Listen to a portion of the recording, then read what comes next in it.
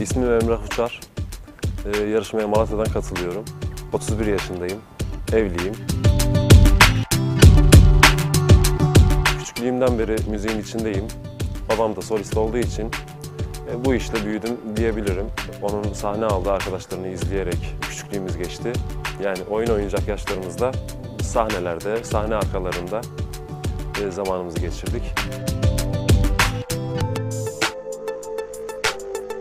Birazdan sahneye çıkacağım için çok heyecanlıyım. Ama parçamla ve okuma tarzımla jüriyi iyi etkileyeceğimi düşünüyorum. Umarım her şey istediğim gibi olur. Her şey olumlu olur.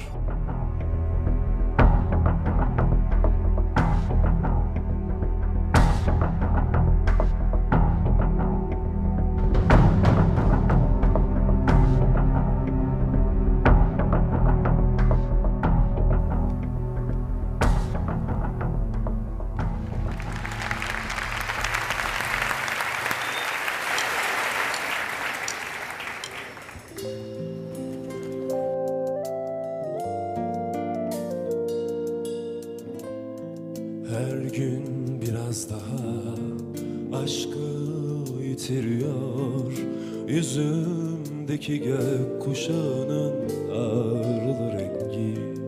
Sabahlara yakın sessiz gelişlerin hırsız Çok güzel kaçıyor. Kararsız, kararlı yatağımdasın 40 yıllık yabancı. Vazgeçtim direnişim, seni sevmeyi öğreniyorum.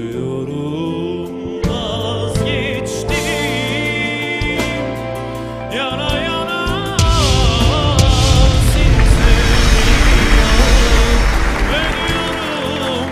Vazgeç yüreğimden, düşlerimden, yaralıyım bil yerimden.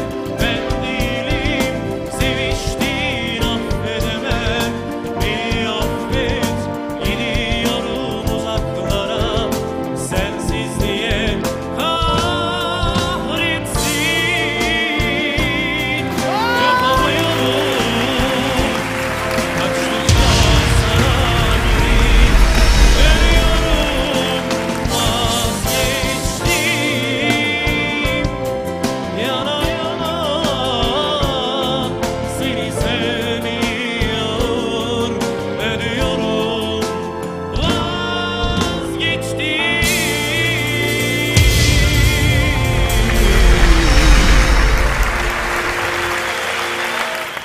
Hadise demek istiyorum. Bu